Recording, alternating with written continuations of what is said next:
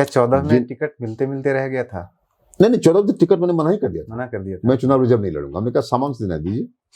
तो मैं उजियारपुर से मांग रहा था, यहाँ से नित्यानंद जी को मिला। तो कहाँ मिलना था हम लोग को? 19 में नहीं, मैंने उस समय तय किया कि मैं चुनाव रिजर्व नहीं लड़ूंगा। मैंने तैयारी बंद कर दिया। इस बार भी मैं काउंसिल के लिए थोड़ा प्रयास करता, शायद मिल जाता, हमको कंटिन्यू रहता है, लेकिन मैंने प्रयास नहीं किया। अब क्या प्रयास करना है? अब देना हो अपने देंगे लो, नहीं देना नहीं देंगे लो। ऐसे ही मेरा बेटा अब आ गया है, क्यों में खड़ा हो गया, तो कहा बेटो खड़ा, बापो खड़ा। तो ये अपने सेल्फ रेस्पेक्ट के प्रति सम्मान नहीं होगा ये। अच्छा, इस पे तो मेरा ये भी सवाल इस पे बन सकता है आपके लिए कि आपने शायद कभी घोषणा 2013 या शायद एग्जैक्ट में ईयर मुझे ध्यान नहीं है, लेकिन आपने कहा था कि मैं अब चुनाव रिजर्व सीट से नहीं लड़ूंगा। जी, आज भी स्टैंड कर रहा हूँ। लेकिन आपका तो जितना भी चुनाव आपने लड़ा है वो रिजर्व सीट से ही लड़ा है, चाहे वो नवादा का 2 चुनाव। पहले लड़ा ना, मैंने पहले एक बार लड़ा, फिर जब मुझे लगा कि साहब उसका मैं देख समझ लिया, एक बार हो गया, तो मैंने मना कर दिया। ऐसा तो नहीं कि हारने के बाद मना कर दिया, क्योंकि हार रहे हैं लगातार इलेक्शन तो? नहीं, वो तो विधानसभा का छोड़ दीजिए आप। जहाँ से लड़ते थे वो तो कर्पूरी ठकुरगढ़ था, वहां पे तो ये थे। और नवादा में जीता मैंने, बड़ा स्ट्रॉन्ग वोट जीता हम, बहुत ये। हम उसके बाद से 9 में 4 में चुनाव हार गए। जी, ठीक है। उसके बाद हमको पूरा ऑफर था कि रिजर्व सीट से लड़िए, लेकिन आज भी ऑफर हमने कहा नहीं रिजर्व सीट। ये स्टेटमेंट कब आपने दिया था कि आप नहीं लड़ेंगे बिना?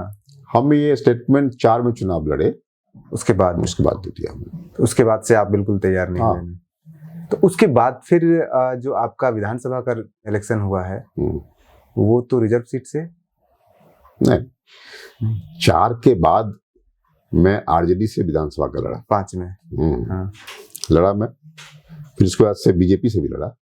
तो उस 5 के बाद से मैंने तय किया कि 5 के बाद आपने तय किया, वो विधानसभा के बाद दोनों जो खास कर जब मैं शेड्यूल कास्ट मोर्चा का अध्यक्ष बना, मैं पार्टी का ऑल इंडिया अध्यक्ष बना। जी, उस समय हमको पूरा ऑफर था।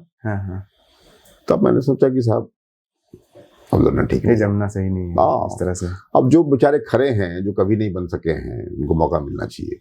जब मैं राष्ट्रीय अध्यक्ष बना उस समय मैंने तय किया कि साहब ये ठीक नहीं है, इसलिए उसके बाद से मैंने तय किया कि 5 के बाद से कंप्लीट अब नहीं लड़ना है। अब जहाँ लोग खड़े हैं, जहाँ भाई खड़ा है, बेटा खड़ा है, भतीजा खड़ा है, कहाँ हम लोग उसकी में खड़े हो जाएंगे? हमने कहा एक बार एमपी हो लिए। भाई भतीजा का मतलब रामविलास पासवान या नहीं, कोई भी, तुम भी भाई भतीजा हो। मतलब ये मैं कह रहा हूँ कि अब जहाँ पे हमसे उम्र के छोटे उम्र के बच्चे सब आ रहे हैं, तो कहाँ उस लाइन में खड़ा होना। अब हमने तय किया कि साहब मैं चुनाव रिजर्व नहीं लड़ूंगा। तो लोगों ने कहा कि लगता है चुनाव नहीं लड़ेंगे। अभी आखिरी जो चुनाव लड़ा था वो रामविलास पासवान जी के रिश्तेदार थे?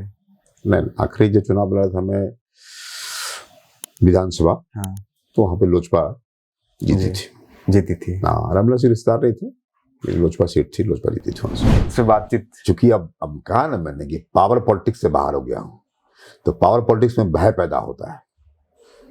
पार्टी पॉलिटिक्स में आदमी निर्भय रहता है। तब मैं पार्टी पॉलिटिक्स का आदमी हूँ, पावर पॉलिटिक्स का आदमी नहीं हूँ। आपने कंप्लीटली एकदम कोई रिटर्न का कोई चांस? लोग बाग बढ़े, हमसे बाद के पीढ़ी के लोग बाग बढ़े। तो उस तेवर को आप अवगुण कह रहे हैं जिस तेवर के साथ आपने जिया? कुछ लोग कहता है ना तेवरे इनका गड़बड़ है, इसीलिए नहीं बहुत आगे बढ़े। अरे अब कुछ ही आगे बढ़ेंगे। केंद्रीय मंत्री रहिए लिए, अब कुछ आगे बढ़ेंगे। आपके लिए तो कुछ लोग कहता है कि बहुत आगे जाएंगे, ये सब जाएंगे। हो गए, जितना गए आगे गए। लेकिन आपके लिए 36-37 साल में एमपी हो गए, 40 साल में मिनिस्टर बन गए, और क्या चाहिए अब? तभी तो आपको इसीलिए हमको अपने उस तेवर का गुमान है। इंडिया टुडे ने हमको प्लेस किया, और क्या चाहिए? इसलिए हमको अपने तेवर पे गुमान है